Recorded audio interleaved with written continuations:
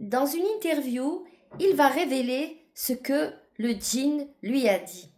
Bienvenue les amis, aujourd'hui je vais vous raconter l'expérience qu'a vécue la star du rail, Cheb Khaled.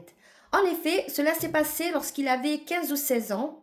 Il était déjà musicien en herbe, mais il maîtrisait très bien l'accordéon et il chantait dans des mariages. Et Cheb Khaled va être invité à chanter dans un mariage. C'est la cousine d'un ami à lui, musicien.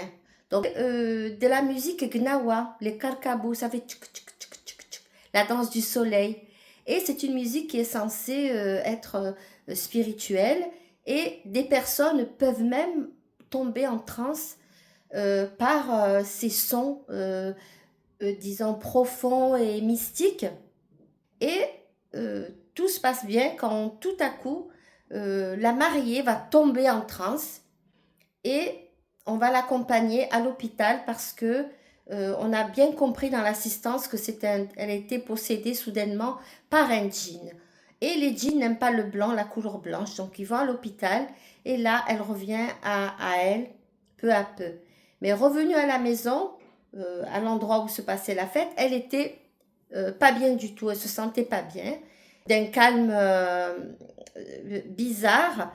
Et là, on fait venir comment dire, un imam, et cet imam va pendant 3 jours retenir Cheb Khaled parce que la fiancée, qui s'appelait d'ailleurs Aïcha, rien à voir avec Aïcha, écoute-moi, elle voulait sa présence. Et au bout du 3e jour, le djinn s'est fatigué parce qu'ils ont joué de la musique euh, en continu, ils se sont relayés. Et c'est là que le djinn, eh bien, il s'est approché de Cheb Khaled via la fiancée, l'a regardé dans les yeux, il lui a dit ne chante plus des chants sacrés, des chants comme ça. Il faut plus chanter ça, il a dit. Par contre, tu sais, j'ai failli te posséder toi, mais toi, tu es protégé. Et je voulais même te dire que tu es promu à un très bel avenir. Tu vas être très connu et devenir célèbre. Cher, le djinn, bien, il s'en est allé puisqu'ils ont continué encore à le faire sortir par des chants et par aussi eh bien, des versets coraniques, bien évidemment. Et c'est là qu'il est parti. En tout cas, il ne chantera plus de chants, en tout cas en public. Et il dit que quand il a envie de chanter, eh bien, il va chanter tout seul pour lui, tranquille. Voilà. Que pensez-vous de cette histoire vraie que Cheb Khaled lui-même a racontée dans une interview?